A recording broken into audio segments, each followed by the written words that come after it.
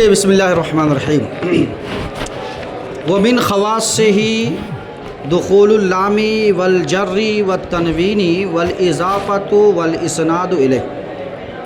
بات ہو گئی تھی کل لام پر اور جر پر، ہے نہیں؟ یہ گفتگو ہو گئی ہے، لیکن لام پر ایک اور گفتگو رہ گئی۔ کیا کیجئے گا، کافیہ ایسی کتابی ہے، بہت ساری چیزیں رہ جاتی ہے، بہت ساری چیزیں چھوڑ جاتی ہے، اس کا حق ابھی تک لوگوں نے ادا نہیں کیا ہے، تو میں چیزیں دیگری، میں تو الگ ہی چیز ہوں۔ کہا صاحب جس طرح سے لام حرف تعریف ہے اسی طرح سے ام بھی حرف تعریف ہے۔ کیا ہے؟ ام۔ کہا جیسے ابھی تک تو آپ جانتے ہوں گے کہ الف لام تعریف ہے، ام کیسے تعریف ہے؟ حضور علیہ السلام کی حدیث ہے، حضور کی بارگاہ میں ایک شخص آیا اور اس نے پوچھا کہ حضور کیا سفر میں روزہ رکھنے سے کوئی ثواب ملتا ہے؟ سمجھ گئے؟ اس نے کیا کہا؟ آمینم برس رم سیاہمی فیم سفری۔ اب میں لکھ دے رہا ہوں، دیکھیں۔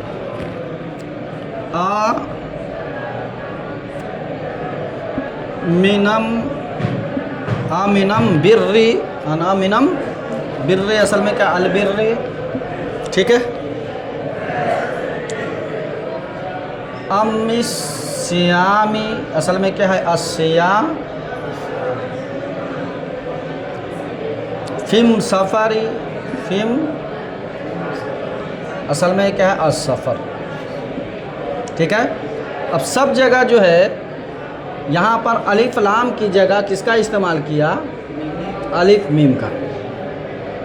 حضور کی بارگاہ میں ایک شخص آیا، دیہات کا رہنے والا، زبان الگ تھی اس کی، قرآن عظیم 7 زبانوں پہ ہے، تو اس نے الف لام کی جگہ الف میم کا استعمال کیا۔ کیا کیا؟ الف میم کا۔ تو حضور علیہ السلام نے بھی جو جواب دیا وہ بھی انہی کی لغت میں، تو اہل قریش کی لغت میں الف لام تعریف کے لیے ہے، اور وہ جو آیا تھا اس کے قبیلے میں الف میم تعریف کے لیے۔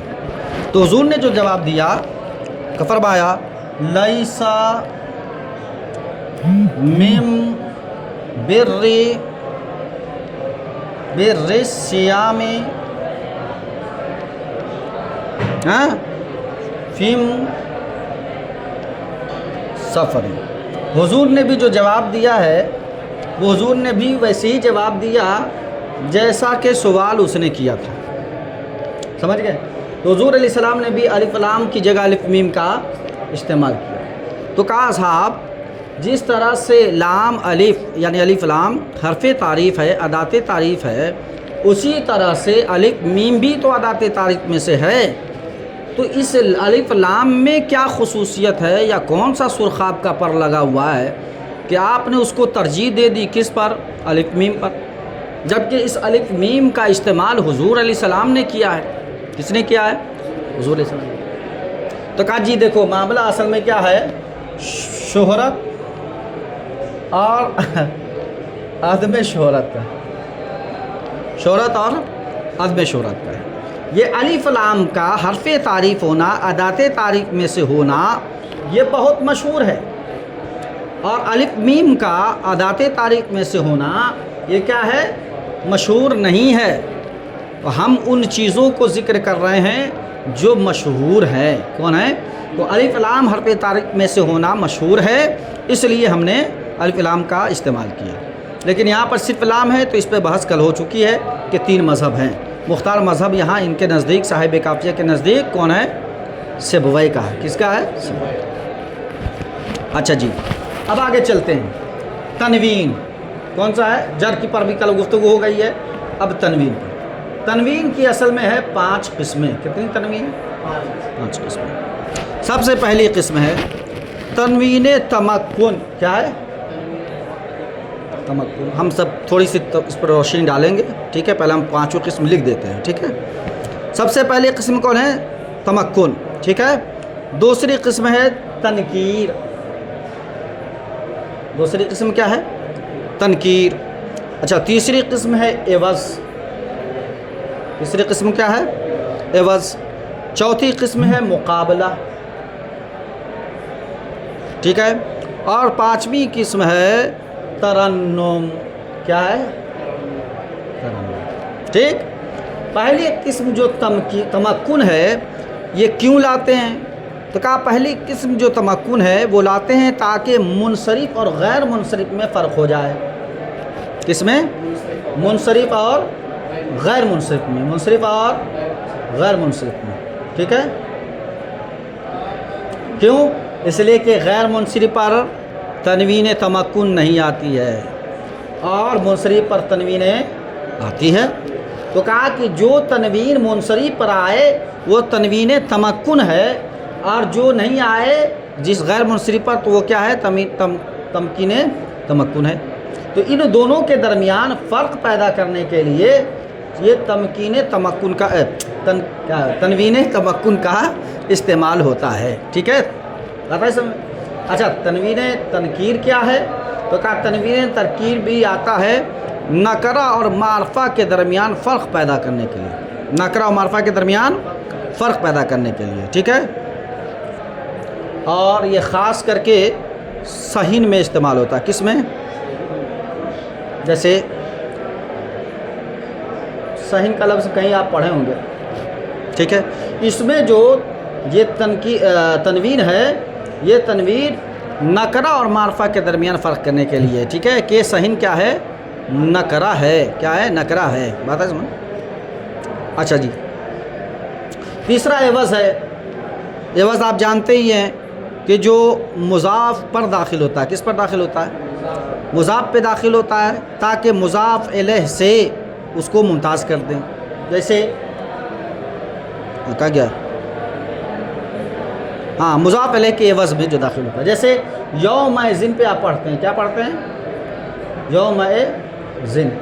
تو یہاں پر جو ہے مضاف الیہ کے عوض میں یہ تنوین آئی ہے. ٹھیک ہے. اسی طرح ہے چوتھا مقابلہ. ٹھیک ہے. جو نون جمع مذکر سالم کے مقابلے میں آتا ہے. کس کے مقابلے میں؟ نون جمع مذکر سالم اس کے مقابلے میں آتا ہے. ٹھیک ہے. جیسے مسلمات. مسلمات. تو اس پر جو تنوین ہے یہ نون جمع ٹھیک ہے کے مقابلے میں. ٹھیک ہے. اسی طرح تنوین ترنم. یہ تنوین ترنم اصل میں اشعار میں آتے ہیں. اشعار کے اخیر میں یہ تنوین آتے ہیں جو اشعار کے وزن کو برقرار رکھنے کے لیے. ٹھیک ہے. تو یہ ابیات میں تنوین ترنم ہے. جیسے آپ کے حاشیہ میں حاشیہ نمبر کہاں گیا؟ حاشیہ نمبر آپ کا 2 ہی میں ہے 3 ہے جو 3 تنوین کی تقسیم کیا ہے. ٹھیک ہے.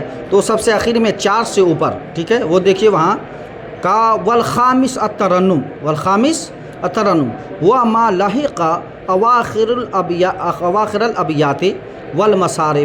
مصارع مصرع کی جمع مصارع ہے. ٹھیک ہے. لے تحسین الانشاء. کہا کہ وہ ترنم ہے وہ تنوین ہے جو ابیات کے اخیر میں یا اشعار کے اخیر میں آتے ہیں. ٹھیک ہے. انشاء کے تحسین کے لیے. مطلب کیا ہے؟ یعنی قافیہ اور ردیف اور وزن کی صحت و سلامتی کے لیے یہ تنوین ڈالتے ہیں. جیسے شعر ہے لاسٹ میں والعطا بن ہے. کیا ہے؟ اصل میں کیا ہے؟ عطا بن. یہ 2 تنوین ہے. ٹھیک ہے. لیکن انہوں نے با کے ساتھ نون کو ظاہر کر کے لکھا یہ ظاہر کرنے کے لیے کہ یہ تنوین ہے. ٹھیک ہے نا. لفظ میں بدل دیا اس کو تاکہ وہ وزن جو ہے سلامت رہے. وزن شعر کے سلامت رہے. تو یہ 5 قسمیں ہیں. 5 قسموں میں سے یہ 4 قسمیں خاص ہیں. کس کے لیے؟ اسم کے لیے. کس کے لیے؟ تو 5 قسموں میں سے 4 قسم جو ہے یہ خاص ہے. کس کے لیے خاصہ ہے؟ کس کا؟ اسم کا. اور یہ پانچویں جو تنوین ہے تنوین ترنم یہ عام ہے. یہ اسم پر بھی آ سکتی ہے تنوین یہ اور فعل اور حرف پر بھی آ سکتی ہے. کیوں؟ اس لیے کہ اشعار پر داخل ہوتے ہیں اور جو اشعار پر داخل ہو تو کوئی ضروری نہیں کہ اشعار کے اخیر میں صرف اسم ہی آئے. فعل بھی آ سکتا ہے اور ساتھ میں حرف بھی آ سکتا ہے. بات ہے سمجھ میں؟ چلیے یہ بات ختم ہو گئی. اگر آپ اس کو بڑھیا سے اور سمجھنا چاہتے ہیں تو حاشیہ نمبر 3 پورا پڑھ لیجئے گا آپ کتاب کا، ٹھیک ہے؟ اچھا جی، والاضافتو کیا ہے؟ ہاں، اس سے مراد کیا ہے؟ مضاف کا ہونا۔ کس کا ہونا؟ مضاف کا ہونا۔ مضاف جو ہوگا ہمیشہ اسم ہی ہوگا۔ کیا ہوگا؟ اسم ہوگا، اور مضاف الیہ کبھی جملہ وغیرہ بھی آ جاتے ہیں، ٹھیک ہے؟ والاسناد الیہ، اور مسند الیہ کا ہونا۔ کس کا ہونا؟ مسند الیہ کا ہونا۔ تو مسند الیہ جو ہوگا وہ ہمیشہ اسمی ہوگا، جیسے زید قائم، زید قائم، یا زید اکل، ٹھیک ہے؟ یا بکر یاکل، ٹھیک ہے؟ تو یہاں پر یہ کیا ہے؟ زید مبتدا بن رہا ہے، اور در حقیقت یہ کیا ہے؟ مسند الیہ ہے۔ کیا ہے؟ مسند الیہ ہے۔ لیکن اس کے بعد جو اس کی خبر آ رہی ہے وہ کبھی تو شبہ فعل ہو جاتا ہے، کبھی فعل ہو جاتا ہے، نہیں سمجھے؟ تو یہ مسند ہوتا ہے۔ کیا ہوتا ہے؟ فعل کیا ہوتا ہے؟ مسند ہوتا ہے۔ تو جب بھی یہ اسم شروع میں آ جائے تو مبتدا خبر کی ترکیب ہوتی ہے، اور مبتدا ہمیشہ کیا ہوتا ہے؟ مسند الیہ۔ تو جب مبتدا مسند الیہ ہوتا ہے تو ہمیشہ اس کو خاص کر دیتے ہیں، کس کے لیے؟ اسم کے لیے۔ بات ہے سمجھ نا؟ اچھا جی، بات یہاں تک ختم ہو گئی، ٹھیک ہے؟